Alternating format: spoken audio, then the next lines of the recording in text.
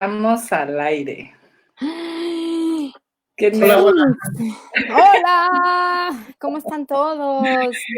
Vamos a dejar que se junte un gusto! poco de gente y en lo que se junta un poco de gente empiezan a llegar, porque acuérdense que lo que hace Facebook es decirles a todos, oigan, pues ya empezó el video, reúnanse, ya tenemos 5 personas y bueno, yo primero que nada quiero decirles que me siento muy honrada de estar platicando con ustedes dos, que para mí es un goce el ser amiga de Lala y un verdadero honor conocerte, Javier, aunque sea por este nuevo sistema de conexión. Quiero decirles que los admiro mucho y admiro mucho el trabajo de los dos. Y pues antes que nada, quiero decir salud. Salud, tía Anita. Salud con este mezcalito cenizo de mezcal Durango. De Durango. de Durango, así es. Y bueno, tú estás tomando, ¿qué dijiste, Lala? Yo me estoy tomando una espadilla con, bueno, está tridestilado con pechuga de guajolote y mole poblano, obvio de Puebla. Qué delicia, y luego, bueno, queda pendiente el que nos vendas esas botellas y nos digas dónde conseguirlas. Para los que están entrando, tenemos en su pantalla, van a ver del lado derecho a la guapísima Lala Noguera, que se quedó en esa orilla y ahora sí que dejó a Javier en medio. Porque es que es Pancho Villa. Como fuimos entrando. Entonces, bueno, empecemos con las damas. Lala Noguera, y como ella se describe, es una de verdadera entusiasta por promover la cultura del mezcal y el sabor de México a través de estas bebidas que nacen ahora sí que a base de mezcal y otros destilados. Su tarea más importante es evangelizar en estas bebidas y brindar talleres, capacitaciones y ponencias acerca del agave y sus derivados para que el consumidor, los empresarios y la comunidad del área de restauración sepa elegir, saber más y poder ofrecer correctamente un destilado de agave. Trabajadora constante en el campo para fortalecer los saberes y habilidades de la modernidad sin afectar sus procesos artesanales, pero sí eficientar. Obviamente siempre está muy cerca y apoyando a las comunidades mezcaleras olvidadas para que se les conozca, colabora en buscarles quién puede apoyarles en la creación de marca conjunta a fin de que los productores del campo se hagan empresarios y ya no estén en el anonimato y se aprovechen de eso, porque siempre he tenido muy presente, Lala, que una de las cosas que a ti tanto te interesa y siempre estás como parte de tus objetivos y tus misiones es ayudar a que sean independientes, a que sepan, a que no les tomen la cara, ¿no? Y bueno, ahora vamos a ir a eso, ¿no? ¿A qué es el mejor sotol, mezcal? Y ahora vamos a ir a eso, nuestro querido Waldo, bienvenido aquí a estas charlas sabrosas. Y bueno, nuestro siguiente invitado es alguien con un currículum larguísimo. Cuando me lo mandó, dije, ay, Dios santo, ahora sí que me voy a perder un buen rato leyéndolo. Pero bueno, Javier Gómez Marín, mucho gusto y bienvenido aquí a esta charla sabrosa. Él es licenciado en Ciencias de la Comunicación por la Universidad de las Américas en Puebla y durante 30 años ha reunido la única colección que existe en el país sobre la cultura del pulque, con más de 7,000 objetos y obras de arte. Asimismo, ha reunido la única biblioteca que hay en México especializada en pulque y maguey, con más de 2,500 publicaciones. Con este acervo, él ha fundado el Museo del Pulque y ha trabajado por más de 20 años como promotor, investigador, coleccionista y activista cultural de la cultura pulquera. Y en este momento, además, estás en la Secretaría de Cultura del Estado de Puebla, ¿es correcto, Javier? Sí, estoy trabajando como director de acervo cultural, impulsando la preservación de documentos antiguos y este tipo de acciones del patrimonio cultural del Estado. Oigan, pues bienvenidos, y ahora sí que vamos a empezar con ¿qué fue primero, el huevo o la gallina? ¿Qué fue primero, el pulque o el mezcal? ¿Qué fue primero, el mezcal o el tequila? Y además de las otras bebidas que, como está diciendo Waldo, pues el sotol, la raicilla y el resto de las bebidas que provienen del agave. Pidiéndole permiso aquí a nuestra bellísima dama invitada, le voy a pedir que me deje que le demos la palabra primero a Javier para que nos dé esta referencia histórica respecto a esto. Y bienvenida, Freya, y bueno, pues muchas gracias por estar aquí. Ahora sí, Javier, cuéntanos. Bueno, hablando de los productos o de las bebidas derivadas del maguey, hasta donde se sabe, en Tehuacán, Puebla, llegan los pueblos nómadas del norte, se establecen en el valle hace 8,500 años, y empiezan ellos, según las investigaciones arqueológicas datadas con carbono 14 de la Universidad de Texas, estos nómadas empiezan a explotar los magueyes que crecen libremente en este valle de Tehuacán. Los magueyes tienen 10 millones de años de poblar el centro de México. Entonces, bueno, ellos llegan, explotan el maguey.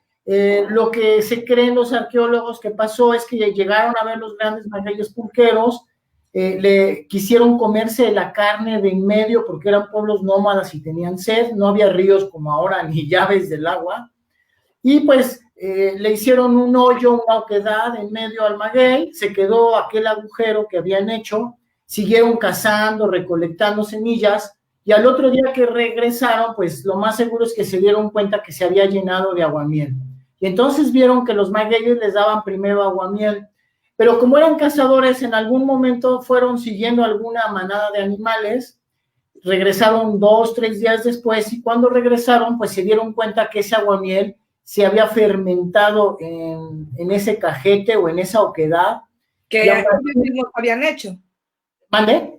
Que ellos mismos habían hecho. Sí, y entonces se dan cuenta que ese líquido azucarado que se juntaba, si se dejaba ahí, pues se fermentaba y se volvía una bebida fermentada. Entonces, casi podemos decir que el pulque es quizás la bebida más antigua del mundo. ¿Por qué? Porque la cerveza y el whisky, los vinos y todo, tuvieron que pasar de que los pueblos fueran nómadas a sedentarios, y de ahí nació la agricultura.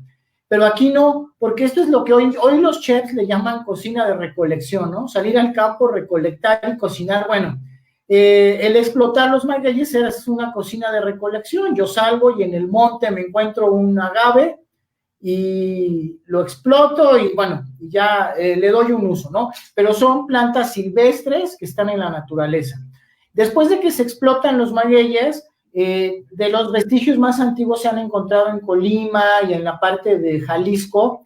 Se sabe que los pueblos mesoamericanos cogían las piñas de los agaves pequeños, ya no de los pulqueros, sino de los que hoy llamamos mezcaleros o tequileros, y las cocían en unos hornos y luego se comían esos pedazos de piña, y hasta hoy en los mercados hay un dulce que se llama mezcal, que de ahí viene el nombre del mezcal que tomamos, que consiste en cocer la piña de los agaves o magueyes, ¿no?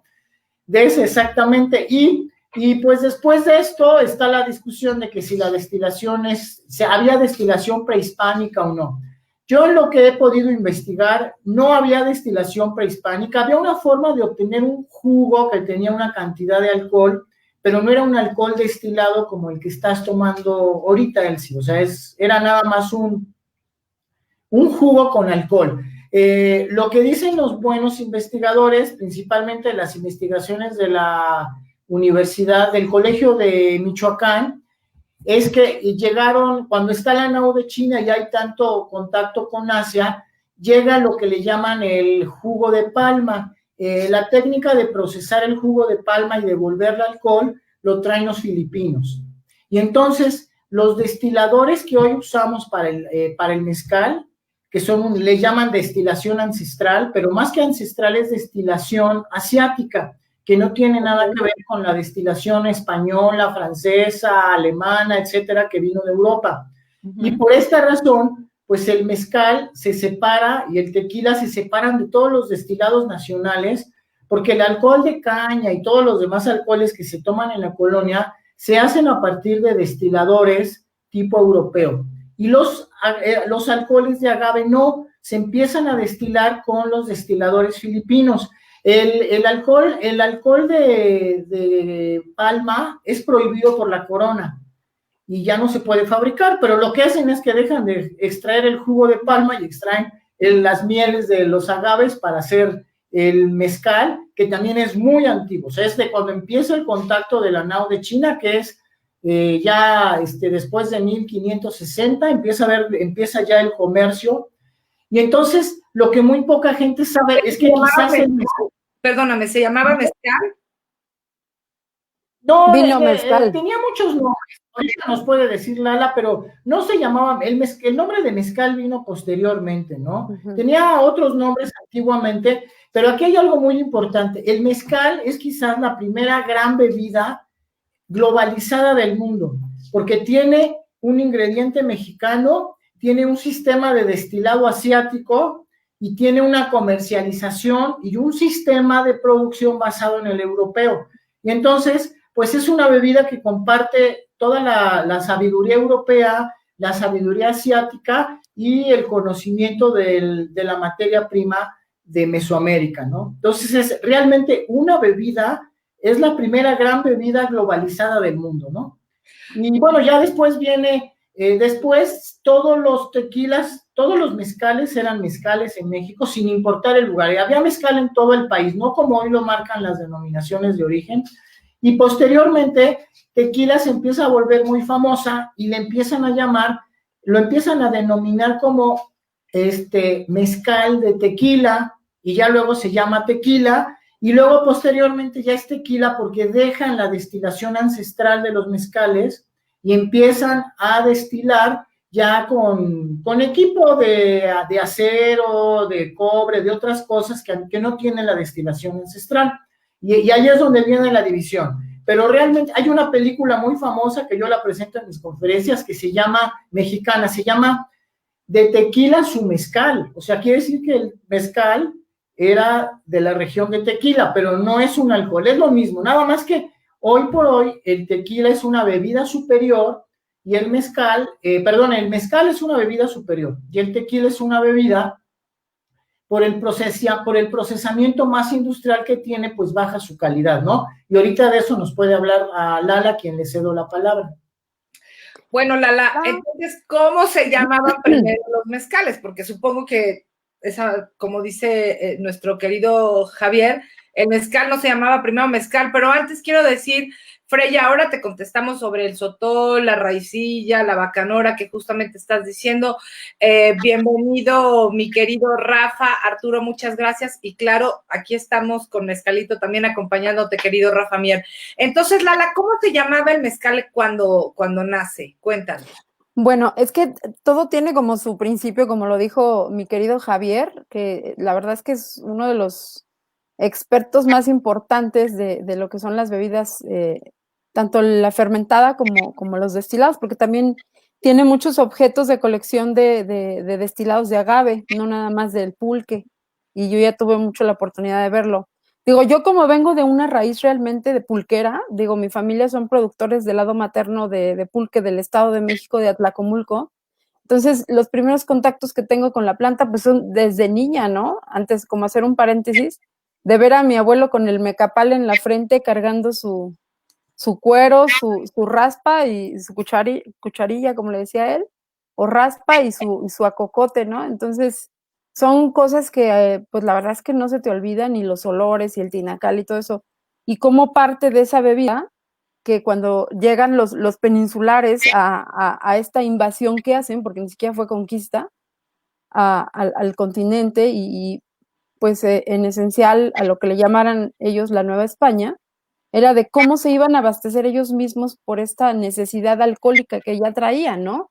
Verse con sus vinos, y todo ya esta cultura que ellos traían, ¿no? Y como bien dice Javier, pues sí, francamente, los destilados de agave son una concepción de tres continentes, ¿no? La aportación de tres culturas, ¿no? La asiática con los alambiques, pues lo que es la comercialización y además la tecnificación en ese momento que nos traen a la Nueva España y nosotros que aportamos la planta, ¿no? Entonces sí, es una bebida con esos tres símbolos que no tienen pues otras bebidas, ¿no? Y entonces empieza ahí una historia y justamente pensando en esto de la nave de la Nao, donde traen esos alambiques filipinos a las costas de Occidente, ¿no? Que es donde tienen los primeros contactos con estas personas que empiezan que ya empezaban a hacer lo que es la tuba, que es el jugo del coco, de donde se extrae, de la palma.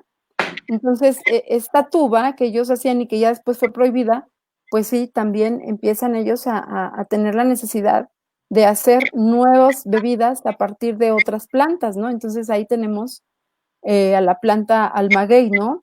Maguey o agave es exactamente lo mismo, nada más que agave se utiliza para el término científico y el común sería maguey.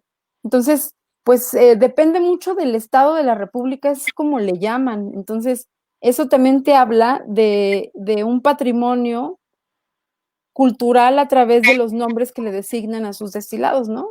Ahí viene entonces que tienes la bacanora de Sonora, a la raicilla de las costas de Jalisco y de Colima, a la tuxca de Tuxcacuesco, que también es, bueno, es una ranchería que también está cerca de Colima y entre Jalisco.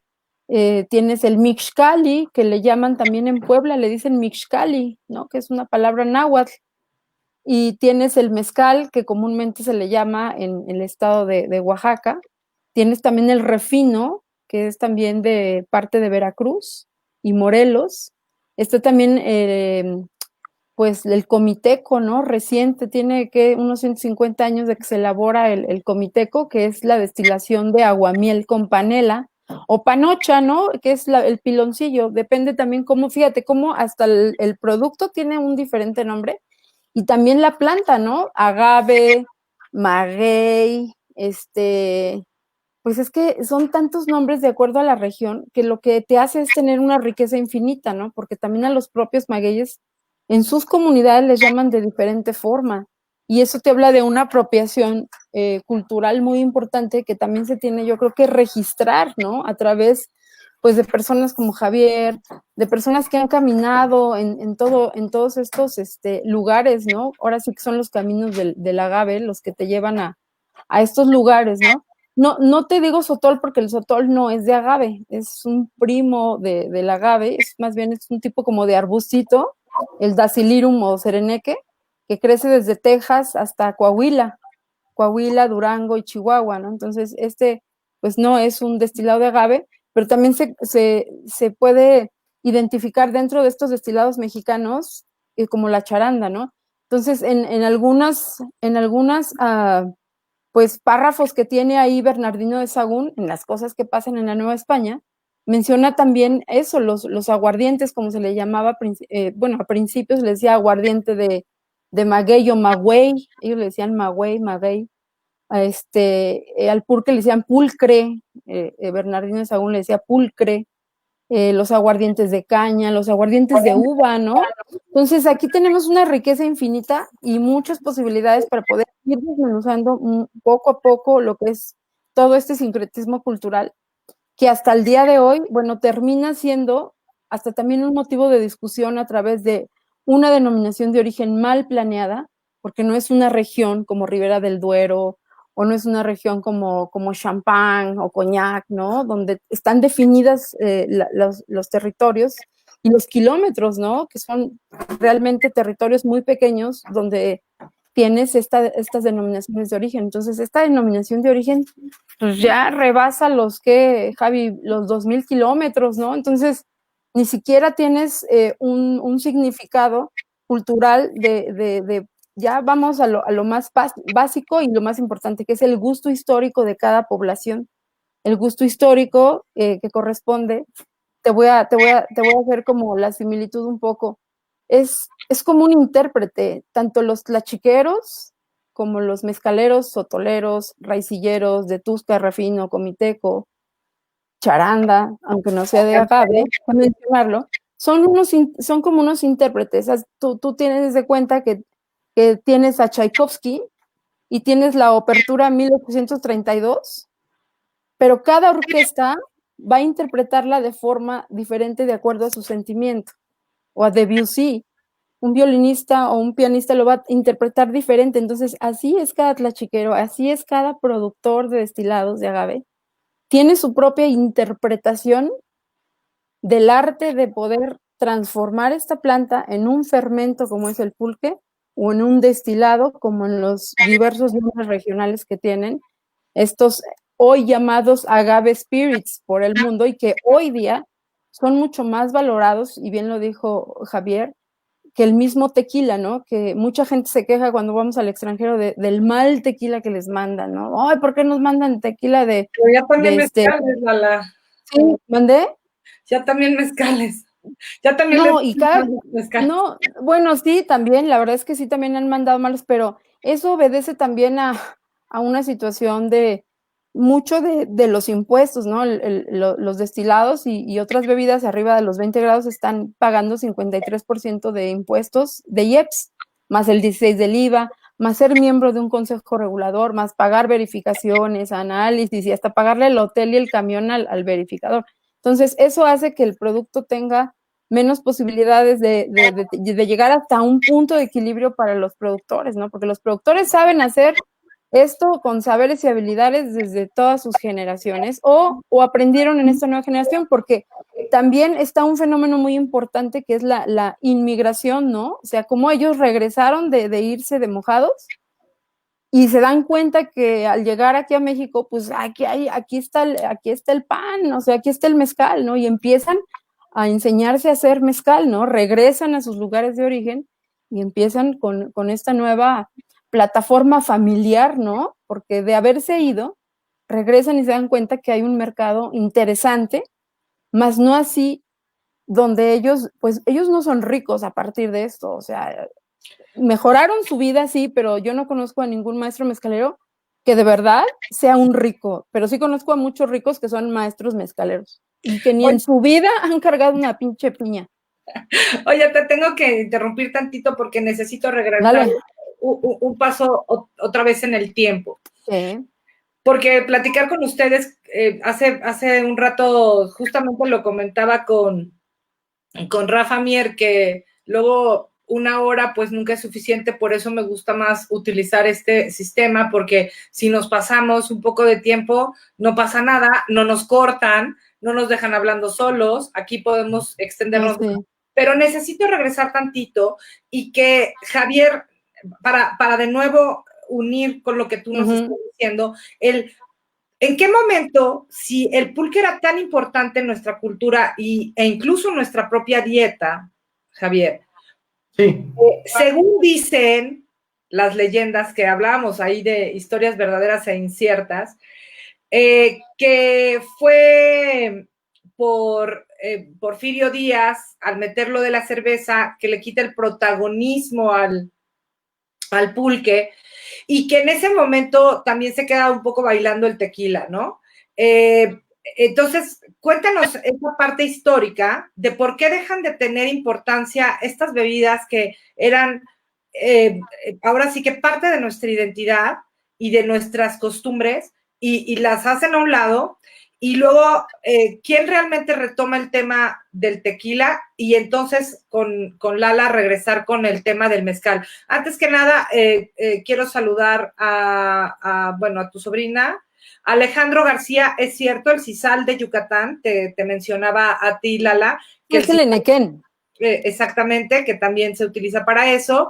Y Estela Martínez, hola, bienvenida desde Forward, eres más que bienvenida. Muchas gracias, Estela, por estar aquí. Entonces, Javier, cuéntanos estas historias verdaderas y quítanos todas las historias tontas que nos han puesto en la cabeza respecto a por qué el pulque dejó de ser importante en nuestra culinaria, ¿no?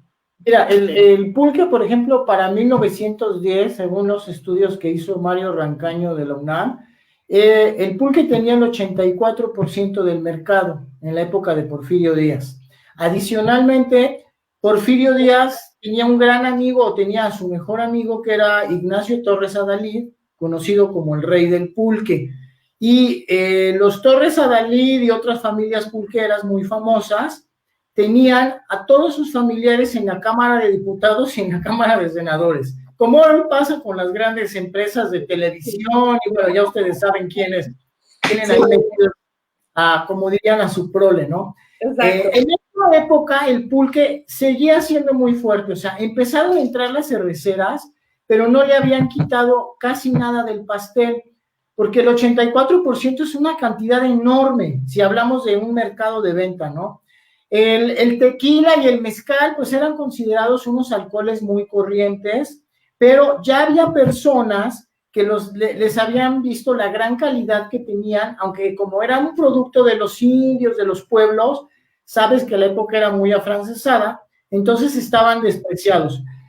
Yo tengo 2 o 3 libros de finales del siglo XIX escritos por los secretarios de Comercio y Agricultura de Porfirio Díaz, y en estos 3 libros, los 3 coinciden en lo mismo. Es increíble en uno que dice: hemos analizado la calidad de los mezcales, las hemos llevado a las grandes ferias europeas, y en una carta Porfirio Díaz le dice el secretario de Comercio, y creemos que en unos años este tipo de bebidas va a ser una de las más finas del mundo, según los expertos europeos que han catado la bebida, ¿no? Y luego, pues tuvieron que pasar 100 años para que llegaran a valorar nuestro tequila, porque siguió siendo, digo, yo cuando era niño en los 70s, que iba en la prepa en los 80s, el mezcal era una bebida de indios y de albañiles, ¿eh?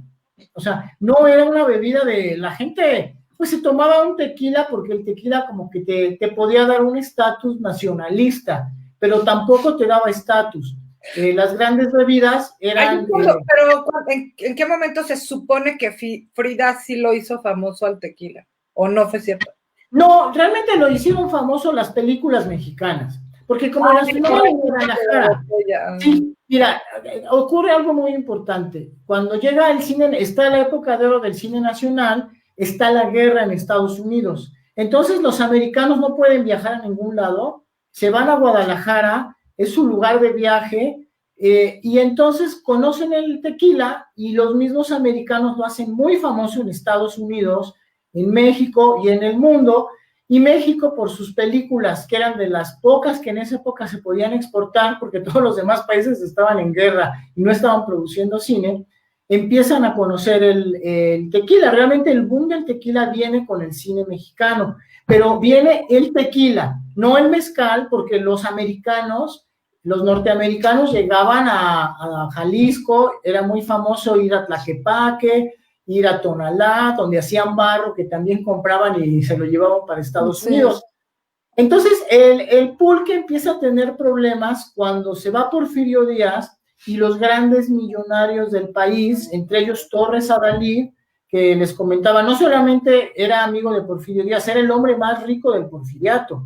Y aquí lo importante es que debía su fortuna a un producto mexicano, con tecnología mexicana, con mano de obra mexicana, y aparte un producto ancestral, porque pues el pulque tiene miles de años, ¿no? Ellos empiezan a poder tener menos poder económico. En los años 20, cuando entra Calles y todos los demás, ellos son los que empiezan a beneficiar a la industria de cervecera. Incluso yo tengo las memorias de un congreso que organiza Calles entre médicos. Claro, de lo más pagado que te puedas imaginar, porque el congreso se llamaba así: la bebida que debe de sustituir al pulque, la cerveza. Okay. Y todas las ponencias que están ahí escritas como memoria de los médicos, todos hablan pestes del pulque y casi dicen que con cerveza los niños crecen muy sanos y que hay que dárselas desde chiquitos. Bueno, que si estabas amamantando te tomaban cerveza para producir más. Que dieras a los niños, o sea, que tú a tus hijos de 5 años les dieras a tomar cerveza. Eso Me dice que área produce pulque Ignacio Torres Adalida en esa época. Él produce en Tlaxcala y en Hidalgo, tiene grandes haciendas pulqueras. La de Ometusco. Ajá, en Ometusco, que era la más importante, San Antonio Ometusco, entre el Estado de México y Hidalgo, que está está en el Estado de México, pero es justo a unos metros donde empieza Hidalgo, ¿no? Son los llanos de Apan. Y entonces, a partir de los 20, empieza el ataque contra el pulque, pero empieza el ataque porque dice el gobierno que no les están pagando impuesto, y empiezan a beneficiar a las cerveceras porque dicen que les van a pagar impuesto por cada botella fabricada, cosa que tú sabes que no es verdad y no van a reportar todas las botellas que fabrican, ¿no? Ni las reportaron nunca. Y ya para 1936, Cárdenas le da el tiro de gracia a la industria pulquera, porque expropia las haciendas pulqueras que la revolución no las quiso. Te voy a explicar por qué. Porque una hacienda de ganado, pues ya tienes ganado, una hacienda de maíz, siembras maíz, etcétera. Pero una hacienda de agaves, te tienes que esperar 10 años a que crezcan los magueyes. Y tú no puedes esperarte 10 años para darle de comer a un niño, tú tienes que darle a tu hijo de comer todos los días, ¿no? Claro. Entonces, estas haciendas que nadie las tocó, sí las toca Cárdenas, y aparte yo tengo periódicos donde la Secretaría de Agricultura decía, el amigo del campesino el árbol, el enemigo del campesino los magueyes. Los magueyes son nocivos, destrozan. Dice, lo peor de todo es que destroza la industria pulquera porque él pagaba a los campesinos por cada maguey muerto que les ponían en las vías del tren se hacía un censo y les pagaban en efectivo. Pero eso no es lo peor. Lo peor es, imagínate, los llanos de Apan y la zona de Teotihuacán y todo eso llevan 10 millones de años con magueyes, de manera que la naturaleza ahí los tenía creciendo. Y de un día a otro, tú matas, se cree que más o menos en promedio destruyeron más de 500 millones de magueyes. Y viene la primera gran deforestación de México. Es un ecocidio. Sí, y lo peor, como dice Lala, un ecocidio, y a la par del ecocidio, dejan a miles de gente sin trabajo. Imagínate, en las regiones más pobres de México se dio uno de los hombres más ricos del país. Al ya no tener que producir, y Estados Unidos estar en guerra, y sus jóvenes estar en Europa peleando, empiezan los primeros migrantes, o los que se empiezan a ir a Estados Unidos, ¿no? Y estos migrantes eran tlachiqueros, y entonces estos se van a Estados Unidos, contratados por el gobierno, porque acuérdate que ya no hay mano de obra, todo está en la guerra, y se empiezan a perder los conocimientos de los magueyes y los conocimientos de la preparación del pulque. Y entonces, pues se destruye económicamente la zona y se destruye ecológicamente la zona y culturalmente viene la destrucción del pulque. Entonces, esa sería en resumen cuando realmente se destruyó la industria pulquera. Y aquí entonces te preguntaría, Lala, bueno, está en un auge tremendo el tequila, ¿no? Entonces, bueno, vamos a aclarar que no es verdad que fue Porfirio Díaz, fue realmente hasta a los que les... Después de la revolución. Fue después de la revolución y fueron estos que pensábamos que defendían más nuestra cultura, los que realmente empezaron el proceso de desaparición del pulque, que por eso me encantan estas conversaciones, porque luego muchas veces en los libros de texto dicen una cosa, pero la realidad es otra. Y además del pulque, ¿verdad, Javier? Que cotizaba en la Bolsa de Valores, ¿no? De Nueva York. Era Producto Interno Bruto. ¿No?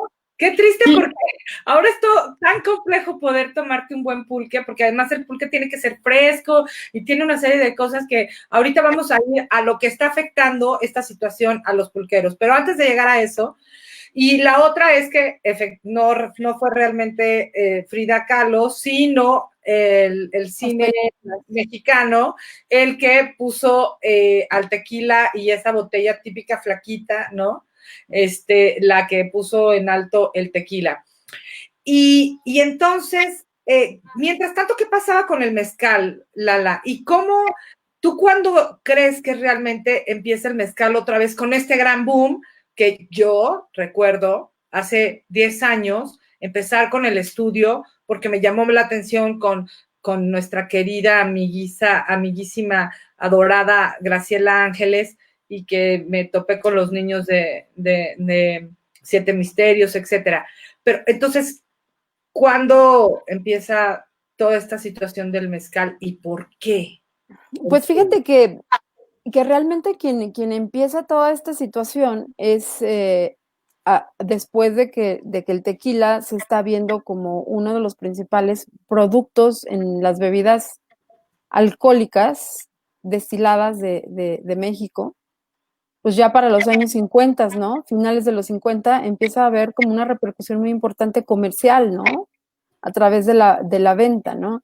Y como dice Javier, claramente es que el cine mexicano de oro fue quien empezó también a incentivar, ¿no? El consumo del vino mezcal, que es como se llamaba, ¿no? No se llamaba tequila, se llamaba vino mezcal de Tequila, Jalisco, ¿no? Sí, exactamente. Eso, En libros muy antiguos siempre lo sí, refieren como vino mezcal porque era como el vino mexicano para sí, los extranjeros. así es. Eso lo vi también ahorita en Colima, que viajamos con Nico Mejía. Sí, con este Miguel Ángel Partida. Miguel Ángel le dice mezcales a sus agaves porque él va a la parcela a cortar mezcales para hacer vino. Entonces, Miguel Ángel Partida de Zapotitlán de Badello utiliza por lo menos unas 8 diferentes especies de magueyes, de mezcales, para llamarles como él le dice. Entonces, tiene entreistero amarillo, verde, tiene cenizo, lagrimita, telcruz. Y justamente en una plática hace muchos años me decía que los mismos tequileros les pagaban a ellos por sustituir sus agaves endémicos por el azul. Entonces, eso te habla también de que la propia industria tequilera ha coadyuvado en desaparecer algunas especies, ¿no? Digo, tan solo hubo un momento dentro de la industria tequilera hace algunos años donde se vieron en una crisis y en un estanque importante debido justamente a que no permitían el enquiotamiento de todos los agaves y para tener pues una propagación de semillas, ¿no? Porque no nada más es el hijuelo, o sea, el hijuelo pues, contiene cierta información, pero llega a una generación en la que ya se empieza a degradar, ¿no? Entonces, la propagación de semillas también es muy importante dejarlos enquiotar, no solo para la industria de la destilación, sino también para la del pulque hoy en día, ¿no?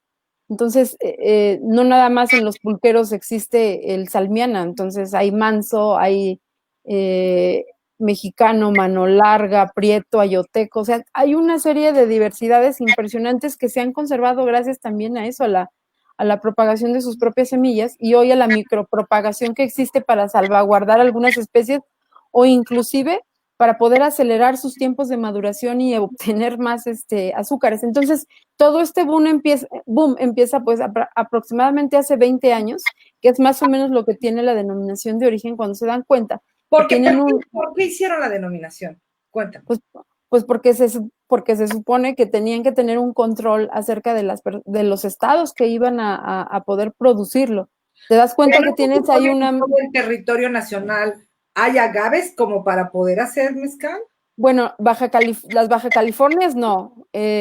Campeche, Quintana Roo, no hay ahí especies que se puedan utilizar o no hay especies endémicas que ahí nazcan. Sin embargo, en todos los diversos estados, desde Durango, pues hasta Yucatán, ¿no? Pero en Yucatán, hace rato vi la pregunta con lo del sisal, pero el sisal más bien es para la obtención del oro verde, ¿no? En su momento el enequén fue una fibra muy importante y vino también a ser sustituida por las fibras sintéticas y eso te habla también cómo el agave, dentro de sus pues diversos productos, tiene a las grandes haciendas enequeneras como altas producciones, ¿no? Con las fibras de enequén. Y entonces, a tu pregunta, este boom empieza no con los jóvenes de ahora, sino con personas que ya traían como un sentido de que, oye, pues aquí hay un producto que se puede comercializar, ¿no? Entonces ahí tienes pues a estos hermanos ¿cómo se llaman estos? De Alipuz, de los danzantes. Uh-huh. Ajá, a Jaime y a su gemelo, que si nos están viendo, un gran saludo.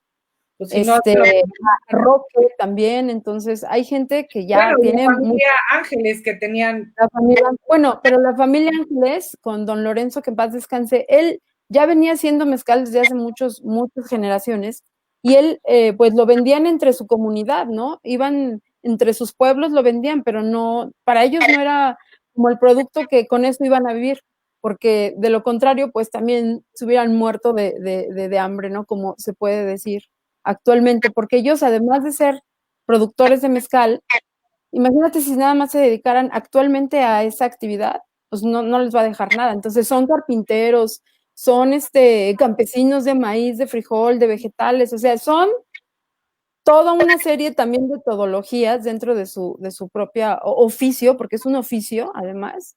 Entonces ellos ya venían haciéndolo desde todas las generaciones hasta que se dieron cuenta y alguien llegó y les abrió los ojos que esto se podría envasar y se podría tener en restaurantes y se podría exportar. Entonces ha sido un camino de trabajo que sí, ha sido también a través de la obtención de una denominación de origen que si bien beneficia, porque solamente en México el nombre mezcal se puede utilizar y se puede exportar al mundo, así como las denominaciones que existen, pues también es una situación de mal aprovechamiento o mal planeamiento, pues porque se podrían tener indicadores geográficos que te digan mezcal Guadalajara de Jalisco, mezcal de Durango, entonces cada estado guardaría su propia planta endémica, sus propios procesos, hasta el nombre de sus fábricas. O sea, en Durango no les dicen palenques, allá se llaman vinatas, ¿no? En Jalisco les dicen tachicas en Guerrero, les dicen tabernas.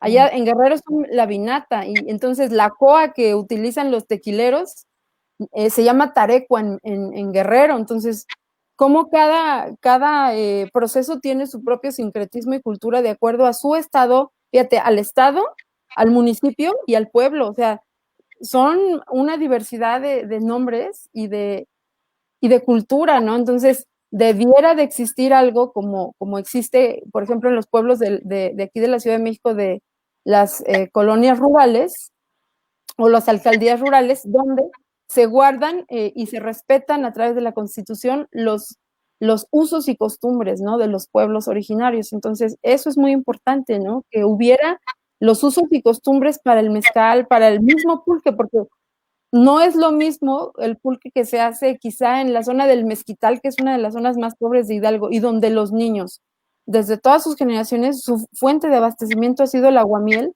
y el pulque ha sido para los grandes su abastecimiento de hidratación. Entonces, son diferentes actividades y diferentes procesos. Hay gente que no hace semilla para hacer pulque, por ejemplo, y hay mezcaleros que, por ejemplo, utilizan para la fermentación pieles de toro o tinas de piedra al piso o tinas de madera, o ya utilizan tinas de acero inoxidable, algunos porque se sigue teniendo a raíz de esta denominación de origen, pues también la guarda de la ancestralidad que tienen los mezcales con sus gustos históricos, los mezcales tradicionales y los mezcales industriales, ¿no? Entonces, hoy en día el consumidor tiene una diversidad para poder elegir, y al final del día nosotros como divulgadores, bueno, yo siempre digo, yo soy una evangelizadora en esto de los destilados, porque lo que hago es tratar de evangelizar desde la Biblia, desde lo que dice la Biblia, desde la neta, o sea, porque la verdad es relativa, la neta es absoluta, o sea, entonces la verdad nadie la tiene, pero la neta es absoluta y esa la tienen los productores. Oye, a ver, déjame interrumpirte tantito nada más para hacerte una pregunta en el Inter. Dos cosas. En Zacatecas, ¿cómo se les llama a los palenques o lo que conocemos como palenques? Bueno, allá le dicen fábrica. Allá es la fábrica porque, pues, realmente como ellos tienen el sentido de estar junto a Jalisco, pues tienen ese sincretismo a través de las fábricas o las destilerías de tequila, ¿no? Okay. Y aquí a lo mejor me van a poder contestar los dos. ¿En qué momento? Bueno, entiendo que en un principio el mezcal se vendía en estas ollitas de barro negro, que después se comprobó que era lo que realmente te dolía la cabeza.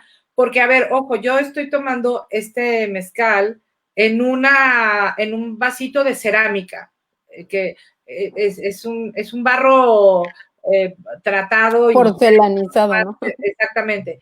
Pero entiendo que decían que el mezcal te hacía daño y te volvía loco porque pues algo tenía el mezcal y que tenía mezcalina. Alguno de los dos. No. Bueno, a ver, no tiene, yo te voy a contar más la de la mezcalina. Te voy a contestar la de la mezcalina y que te conteste Javier, que es el experto en todos en porque estos utensilios. El gusano, por sí, favor. Porque, a ver, rápidamente, el mezcal no tiene mezcalina. Lo único que tiene mezcalina se llama peyote. Y el alma, y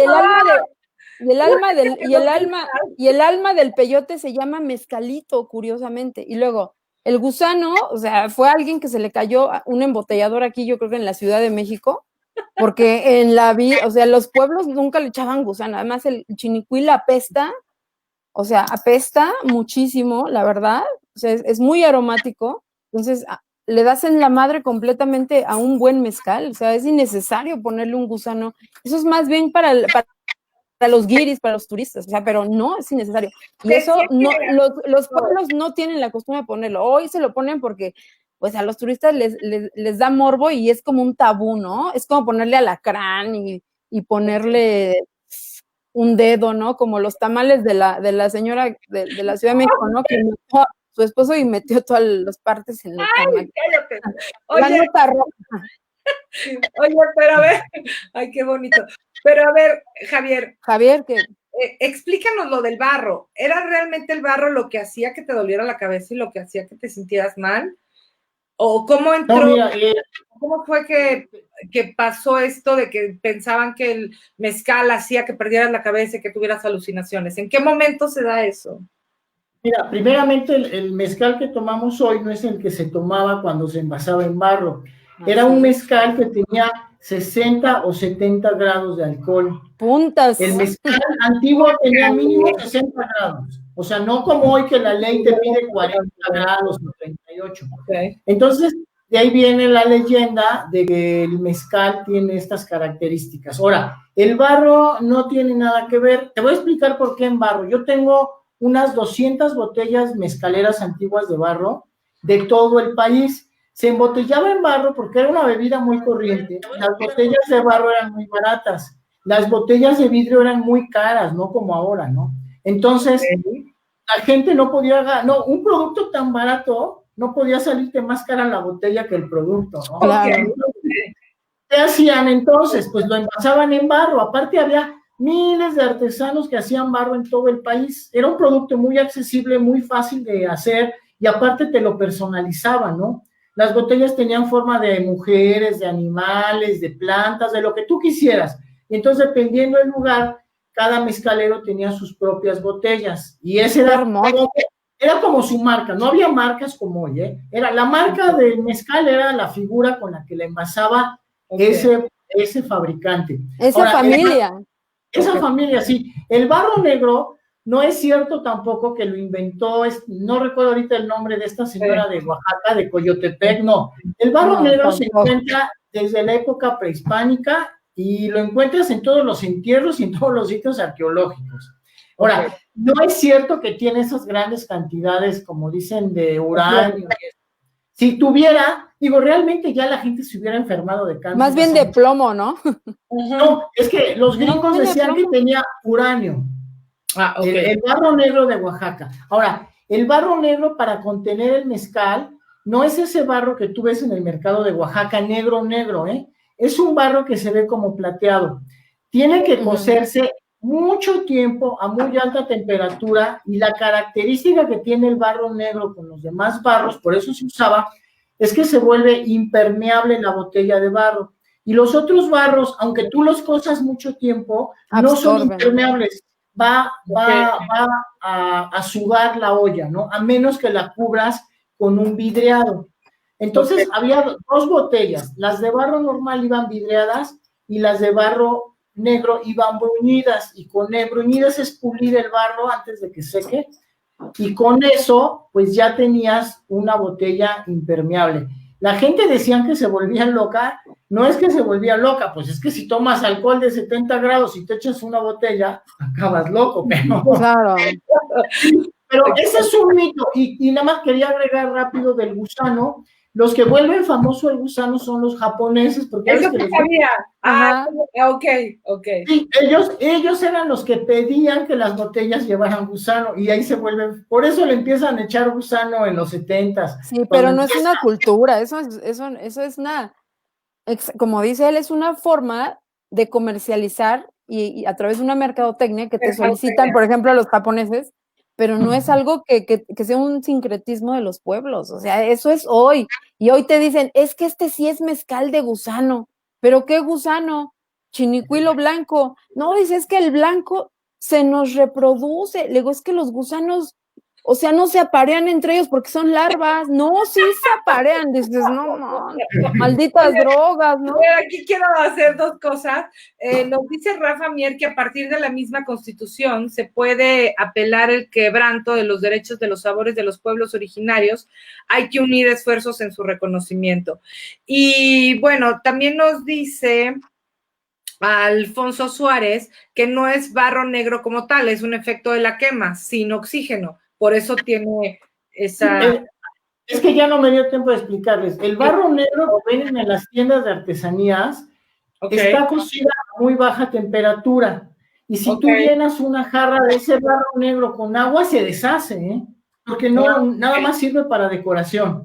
Pero si ese barro lo dejas cocer mucho tiempo a una alta temperatura, sale como color negro pero plateado. Y ese es el que sirve para... Ese lo usaban para destilar, lo usaban para comer, lo usaban para guardar agua, para guardar mezcal. Son dos barros diferentes, pero el que hoy venden es decorativo. Ya el barro negro utilitario de cocina y de industria ya casi no lo sabe fabricar nadie en Oaxaca. Y ya que estás entrando al tema de la destilación en barro, aquí vamos con Lala, que ya le voy a tener que hacer así como señas para que me entienda cuando quiero que me deje intervenir. Ya no sé cómo. Oye, Lalita, ¿cuál es? O sea, todo el mundo dice, no, es que el destilado del barro es lo bueno, y otros dicen que no, que también el cobre. ¿En cuál hay más merma? ¿Por qué algunos mezcales son más caros? Porque realmente hay mucha merma, y me vas a tener que contestar 3 preguntas. Y además, dicen que la regulación en la que está la denominación también tiene las mismas reglas que tequila, y el problema es que tequila decía que solo podías tener 2 destilaciones, pero el mezcal para el pechuga necesita una tercera para poder poner su fórmula o su receta. Entonces, ¿es mejor barro que cobre? ¿O son lo mismo? ¿O están igual de buenos? Porque unos son más caros. ¿Y qué pasa con esa regla que dice que solamente puedes destilar 2 veces cuando se necesita una tercera, cuando tienes que hacer pechuga? Bueno, es que eso depende de la norma. O sea, la norma 070 que regula los mezcales es diferente a la norma de los tequilas, ¿no? Los tequilas también tienen 3 destilaciones. O sea, ya revisando la norma también tienen 3 destilaciones. Y hoy en día, por ejemplo, hay tequilas que son añejos cristalinos. O sea, que además le quitan el color y de la barrica, ¿no? Entonces ya se fueron como muy, muy lejos, ¿no? Ya es absurdo, ¿no? O sea, no entiendo para qué lo reposas y luego para qué le quitas el color, ¿no? Esa es una, pero bueno. Sí, exacto. Y luego, tu siguiente pregunta es, dentro de la norma 070 tienes 3 tipos de mezcales, ¿no? Que es el ancestral, que es desde la selección del maguey, desde el desvirado, pelado, ojimado, o es manual, ¿no? Con hacha, con coa, con tarecua, con machete. Y luego lo llevas en un burro, no uses ningún artefacto mecánico, ¿no? Para no hacerlo semi-mecánico. Entonces tú lo llevas en los burros o lo llevan cargando. Y luego ya que llegaron al palenque, vinata, taberna o tachica, entonces ahí lo van a cocer en hornos cónicos al piso, ¿vale? Ahí tienen un tiempo de guarda dependiendo del clima, depende muchísimo del clima, y después un día lo dejan enfriar porque eso está hirviendo, hacen su selección de piñas y la molienda en el ancestral es con hachas, es con tinas de madera y con parotas, con palos o con mazos de madera. Entonces todo es a pulso. Después de eso, esas mieles, ese bagazo, se lleva a la fermentación que puede ser en cueros de toro, como en Michoacán o como en Guerrero, también en Oaxaca, hay todavía quien lo fermenta de esa manera, o en tinas de madera o tinas de piedra al piso, como en Puebla. En Puebla todavía tienen tinas de piedra ahí en Soyatla, en Tepeojuma. Y después la destilación es única y exclusivamente en ollas de barro. En ollas de barro sí se tiene una pérdida, pues porque el barro va a tender a absorber, ¿no? Entonces, aunque tenga su recubrimiento, pues dado los destilaciones que hagas, pues va a llegar un momento en también se va a tronar, ¿no? Es más merma. Es más merma, entonces ahí tienes 2 destilaciones, ahí hay un ajuste, y el ajuste pues lo hace el maestro mezcalero, pues solamente en su segunda destilación a eso queda, ¿no? Actualmente, porque también se puede bajar con agua oxigenada, ¿no? El nivel de alcohol y es poquito. Y después sigue el tradicional, donde lo jimas manual, lo puedes llevar en un camioncito, no hay problema, lo llevas a la fabriquita y lo puedes cocer, siempre se cose en un horno cónico, igual que el ancestral, se muele en una tahona, que es una piedra egipcia jalada por una bestia, o igual también podría ser hacha, pero hoy utilizan la molienda de esa manera. Y después la fermentación puede ser en tinas de madera. Ahí no usan, por ejemplo, el cuero. Y después la destilación la hacen en alambiques de cobre o en alambiques también de filipinos, ¿no? De madera con capiteles de cobre. Entonces, ¿de qué depende el sabor? Pues depende del ajuste alcohólico. O sea, entre menos grados alcohólicos tenga abajo de 40, pues más te va a oler y saber alcohol, ¿no? La gente cree que entre menos grados ay, es que es muy suavecito, es para nenas. No, o sea, es mejor sírvete un vaso de agua, ponle un cacho de tocino, alcohol del 90, un gusano, ¿no? Agarras ahí un gusano y ya te lo echas, ¿no? Entonces, los mejores mezcales están arriba de 45 grados, o sea, las puntas de 60 y 70 que dicen que son malas, te vas a volver ciego, no es verdad, o sea, los propios vodkas que alcanzan más de 300 miles de puntos por millón de metanol, no les pasa nada, o sea, son teorías, ¿no? Y luego existe el mezcal industrial, que todo el proceso, menos el corte, todo el proceso es manual, entonces utilizas autoclaves o utilizas ya... preguntando los alambiques de acero. Sí. Ajá, entonces ya la fermentación es con levaduras inoculadas, ya no son levaduras indígenas, que también en el tradicional utilizan a veces levaduras inoculadas, o sea, o sulfatos de amonio, ¿no? Que es lo clásico que utilizan en algunos lugares. Entonces, depende mucho del gusto. A ver, al final del día, aunque tú al consumidor le pongas el mezcal o el mejor pulque, su gusto es y eres lo que bebes, ¿no? Entonces, el consumidor es el que manda, pero sí hay que orientarlo y eso es muy importante. ¿Qué? ¿Pasó ahí? ¿Ya? Creo que se congeló ella. Ah, él sí se quedó. Adiós, él sí. Seguimos nosotros. Adiós. Sí. Sí, pues yo creo que no sé qué pasó ahí. ¿Se acabó? No, porque faltan, ¿qué? 3 minutos, ¿no, Javier? Sí, todavía faltan 3 minutos. Entonces, pero ya... pues tú date. Bueno, y lo que yo también les quería decir es que pues no se dejen llevar por las marcas de los mezcales, ¿no? Claro. Muchas veces las de los pequeños fabricantes son mejores y entonces pues hay que estar con ellos. Sí, hacer local, sobre todo. Sí, porque los grandes monstruos son los que están en las mesas directivas. Sí, exacto. Y ya se fue él, sí. Creo que ya se acabó. Sí, Ni creo siquiera. que se acabó. Pero qué padre, estuvo padrísimo. Hay que hacer más, Javi. La gente Sí, no, le interesó. ahorita que no podemos salir muy lejos. Oye, pero sí, cuida mucho a tu papi. Sí, aquí estoy con él. Yo le mando un fuerte abrazo y pues que estemos bien y que hagamos más de estas cosas, ¿no?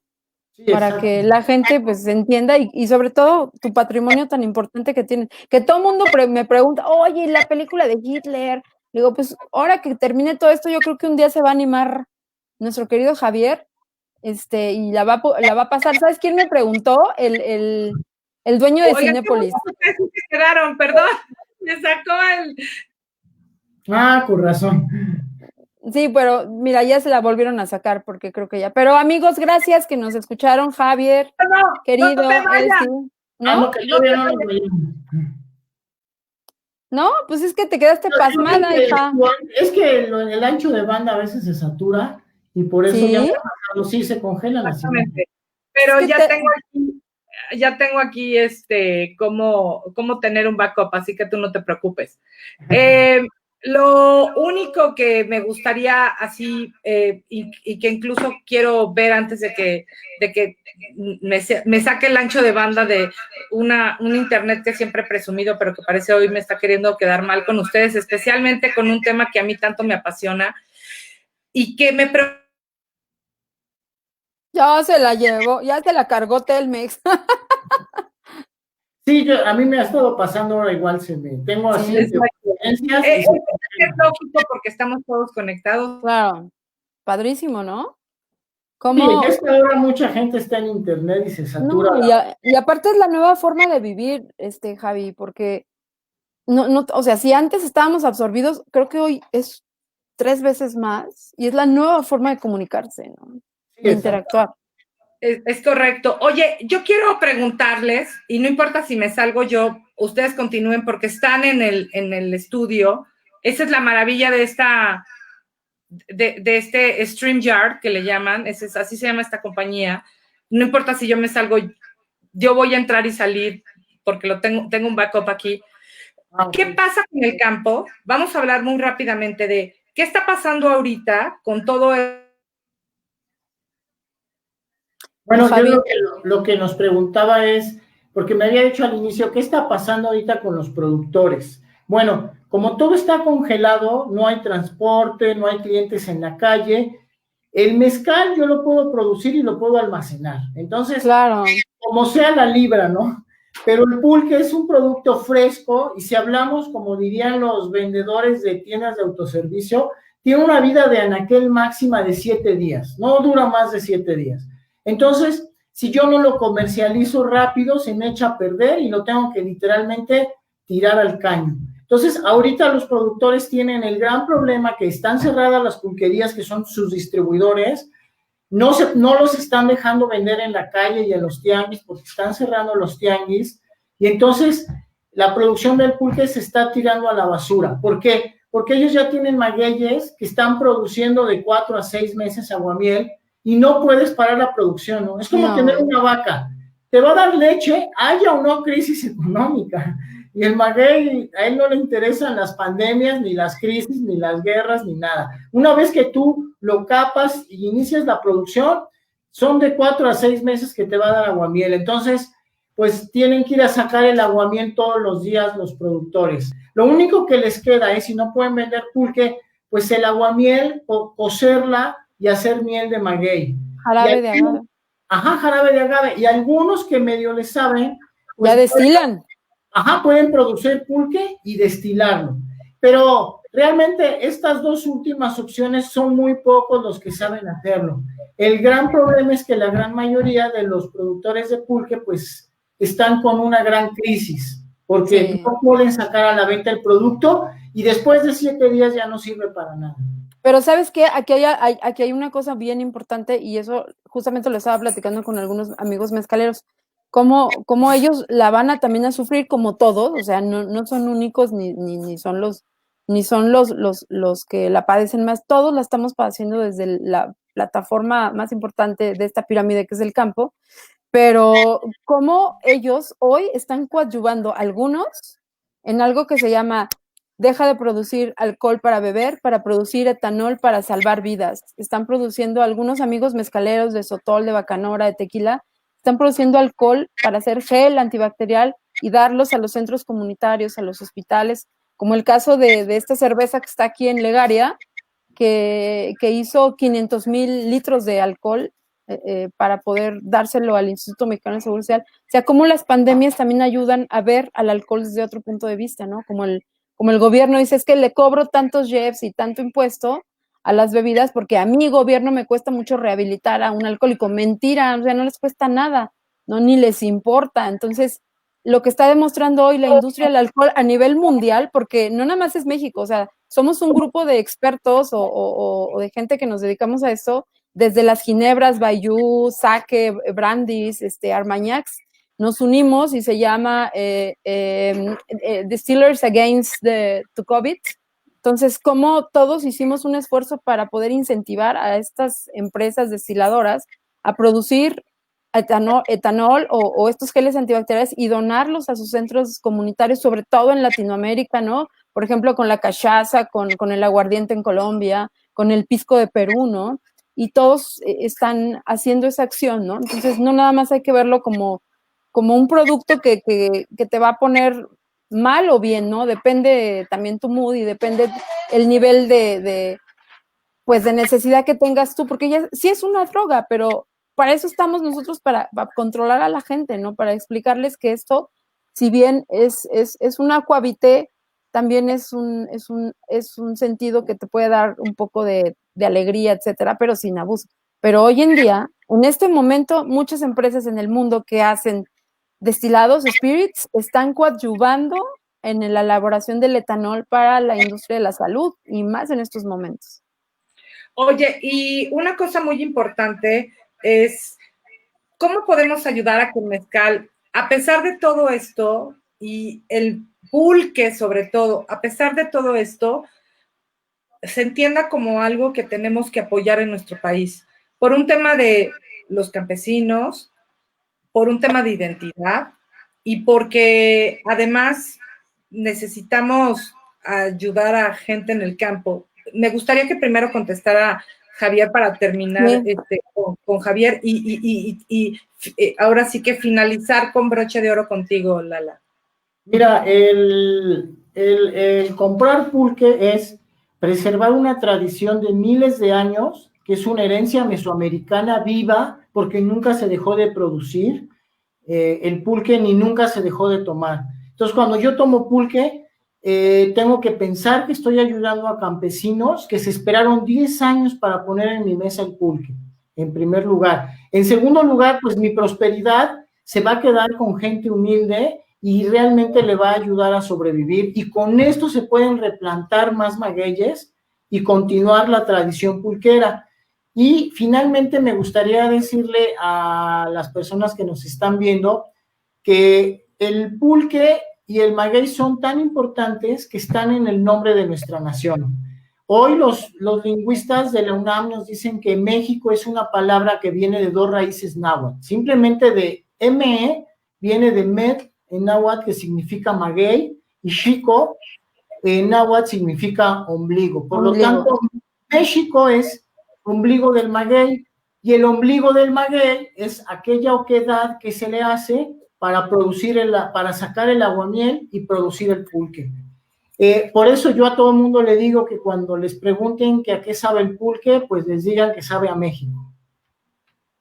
Así es, y es la mejor fórmula para poder hacer entender a la gente que el pulque, ya hablamos mucho de los destilados, pero que el pulque no es baboso, el baboso es el que lo toma porque no sabe elegir, porque nadie lo orienta, porque nadie le dice que vaya a un tinacal, a Otumba, que es lo más cercano, a Santa Bárbara, que está arriba de Otumba, en Teotihuacán, a Puebla, ¿no? A Zacatlán, a todos estos lugares, incluso en Magdalena Contreras, ¿no? Entonces, aquí en la Ciudad de México. Los mayas también hacían pulque, ¿no, Javi? Entonces, sí, también hacían, y hay códices, o sea, hay cómo se ve que están haciéndolo, y tienes, por ejemplo, que hay mucha controversia con lo del mural de los bebedores, ¿no? Que si es pulque o no es pulque, etcétera. Pero bueno, hagamos local y tratemos de consumir nuestras bebidas, porque tristemente la número 1 es el whisky con 55 millones de litros consumidos por el mexicano, 55 millones de litros al año. Entonces, ¿de qué nos podemos ufanar cuando el 80% de los destilados se van a Estados Unidos? Cuando los españoles consumen el 60 casi por ciento de los vinos, y saben de vinos, y hasta el que barre, que merece todo mi respeto, sabe de vinos, porque nosotros no sabemos de destilados y de pulque. Oigan, y bueno, nos dice Juan José Cue. ¡Ay, Juan José! Del mural de los poblanos. ¡Cariño! Lo amamos.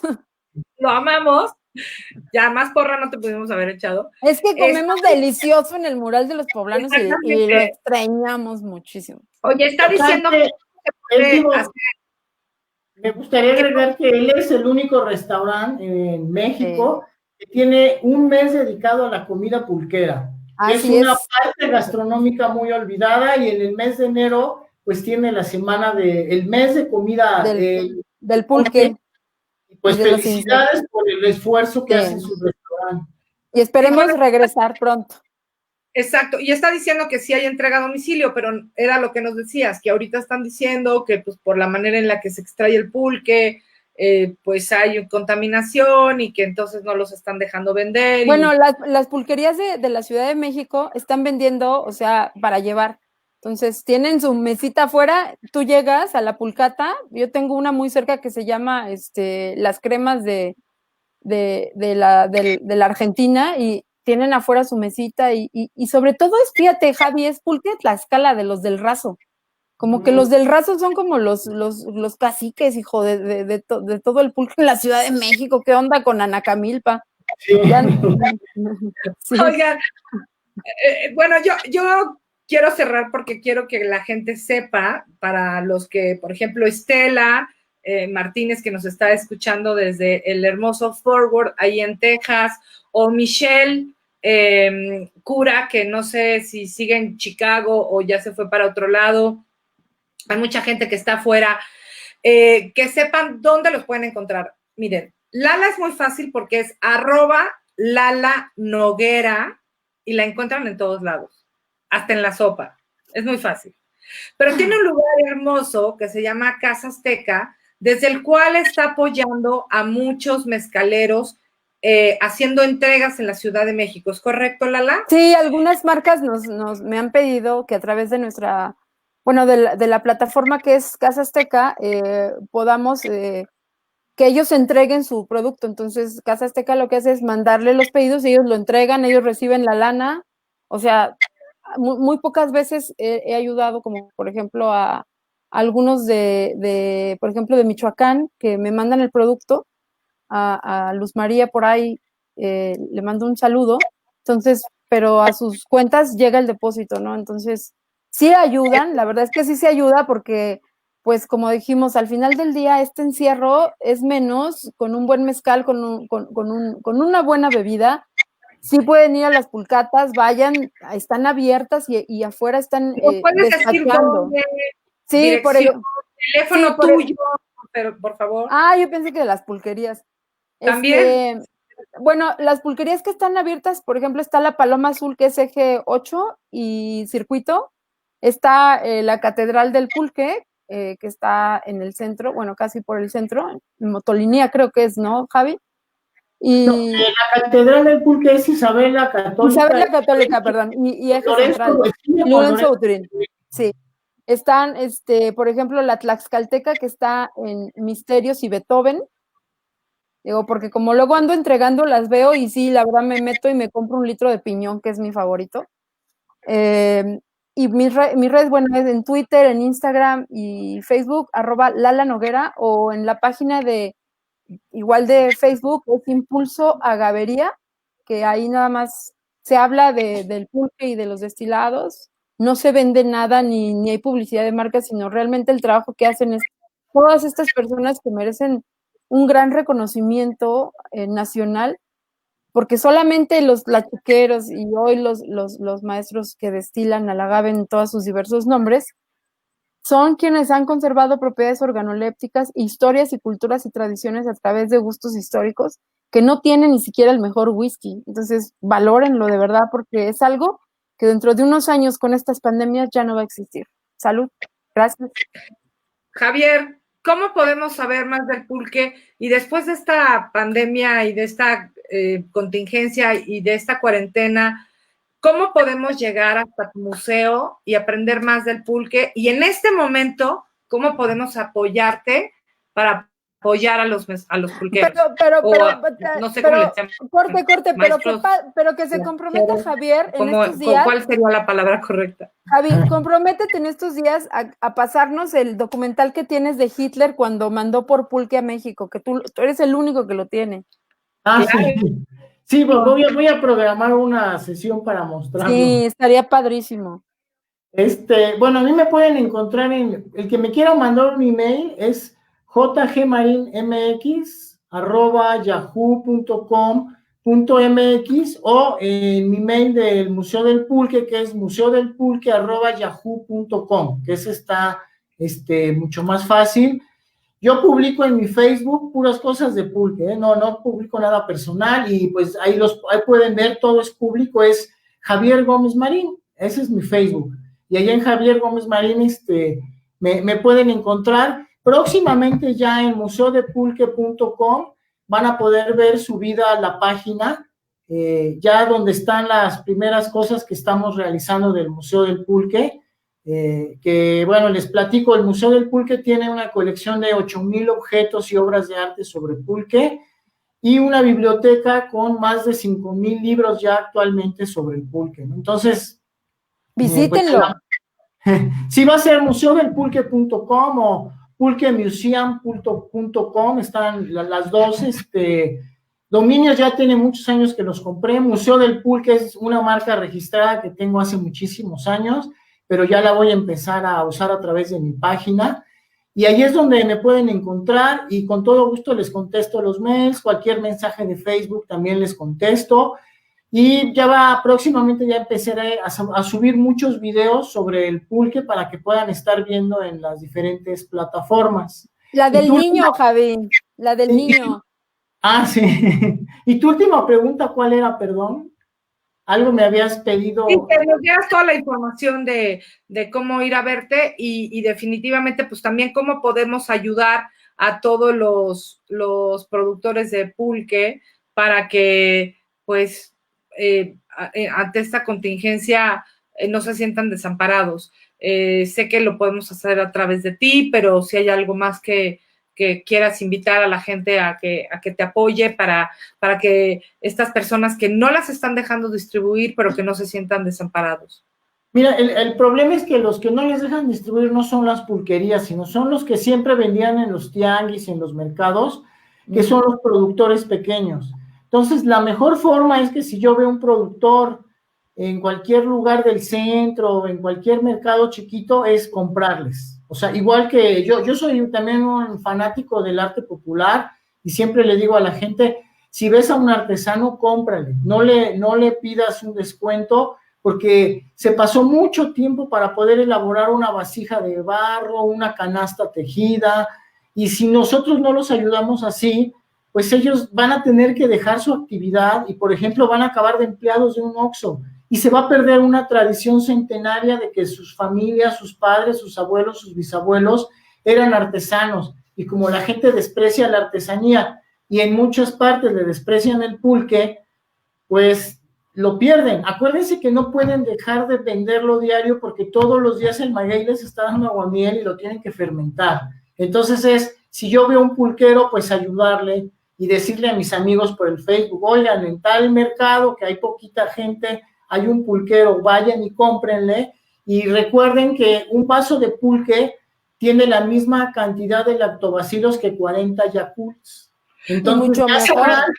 La flora intestinal tan maravillosa que van a tener por tomarse un solo vaso de pulque. Yo de hecho, rapidísimo, quiero agregar algo. Muchas gracias por esta transmisión. Quiero decirles que Lala no empezó difundiendo destilados de agave. Sigo difundiendo las dos cosas. Yo empecé a dar catas en la Ciudad de México hace 10 años de pulque de Tlaxcala, Hidalgo y Puebla. Lo conseguía, iba a tocar puertas a la Roma Condesa y la verdad, siempre me cerraban las puertas porque decían, no, es que eso es una porquería. Y la verdad es que sí, yo empecé con pulque y lo voy a seguir haciendo, lo voy a seguir difundiendo, pero me enorgullece mucho haber sido la primera mujer que se atrevió a hablar de pulque y a dar catas de pulque, y después fue cuando conocí a los Cue en el mural de los poblanos por todo este trabajo que empecé a hacer, pero cuando conocí a Javier me volví loca, la verdad. El rey de la seda se convirtió en el otrora rey del pulque como Torres Adalid. Oiga, pues muchas gracias. Para la gente que no los conoce, yo con mucho gusto les paso su teléfono, su correo electrónico, etcétera. Y esto es un cuento de nunca acabar, ¿no? Sí. Esta es una charla que no tendría fin. Estamos a 1 hora 19 minutos. Quiero agradecerles con todo el corazón a toda la gente que se unió, que nos dejó mensajes, que nos puso like, que pusieron caras de sorpresa cuando escuchaban la información interesantísima que nos compartieron ustedes dos el día de hoy. Yo platicaba antes de que comenzara nuestra transmisión que lo que sí he podido encontrar es que la gente hoy se toma el tiempo para aprender y para escuchar, cosa que no hacíamos antes. A pesar de que teníamos todo el acceso a la información, de pronto como que nos importaba un poco gorro y nada más nos íbamos al cotorreo y dejábamos a un lado charlas tan interesantes como estas, que hoy finalmente estamos con la oportunidad de poder llegar a muchísimas personas que lo único que tienen como intención es dar a conocer la labor y el enorme trabajo que hacen gente como tú, Javier, como tú, Lala, y que tenemos que seguir apoyando y que, por supuesto, tenemos que conocer para saber valorar más y mejor, ¿no? Y sobre todo pónganse la camiseta, mira. ¿Cómo dice Lala? Porque no los puedes decir a los que no alcanzan. Dice, me sirvieron y lo olí, lo probé, sonreí y pedí más pulque. Ahí está, para que no digan. Paul Villaseñor, igual al Javier, él sí, no te olvides, que no se nos olvide que, ay, Dios santo, pero ya no supe qué se nos olvida. Rafa, muchas gracias, amigos, por compartir este gran conocimiento con nosotros, a Elsie Sabores de México del Mundo, por propiciar esta charla. Bueno, es que no hay mejor charla que la que viene acompañada con un mezcal. Y próximamente, o con un pulque. O con un pulque, no tengo ahorita, pero yo voy a ver de dónde le hago para conseguir uno y estar brindando con ustedes. De nuevo, muchas gracias a todos los que participaron. Y esto solo es el principio de muchas charlas más que quisiera tener con ustedes. Yo pensé que ibas a decir, este es el principio del final del mundo. No te pases. Es que hay que hacerlo ameno, hijo, porque no ven. Bueno, pues les mandan muchos besos, muchos abrazos. Ay, gracias, besos a todos. Van a poder contestar a todas las preguntas que no contestamos, pero que realmente fueron todas. Y de nuevo, por favor, síganlos, Javier Gómez Marín, Lala Noguera, muchas gracias por todo lo que hacen por nuestras bebidas mexicanas. Y de nuevo, esperamos estar conversando con ustedes en estas charlas. Oye, saludos a nuestros amigos de Pulcata, por ahí se convirtió, se conectó amigo de Pulcata, perdón, Humberto y ¿cómo se llama, Javi? Ajá. Los de Pulcata. Los de Pulcata que destilan y bueno, ya hacen base al pulque también, ¿eh? Ellos lo hacen en galones. Hacen una la siguiente práctica va a ser de el pulque puesto en latita y mandado a Nueva York, pero eso va a ser otra historia. No, y aparte de con qué puedes cocinar y todo, y el pan de pulque y la salsa borracha, sí, exactamente. El conejo al pulque y no, hombre, es que hay muchas cosas que hacer, de verdad. Muchas gracias. Y solo espero que después de esta y otras pláticas más, podamos hacer la siguiente en una de las haciendas pulqueras ahí en Puebla con nuestro querido Javier, en compañía galardonada con Lala Noguera. Muchas gracias a todos, buenas noches y que descansen y a seguir viéndonos por aquí. Lo que se les haya perdido lo pueden volver a repetir para que se lo aprendan. Gracias. Y si no, no. Exacto. Besos. Chao.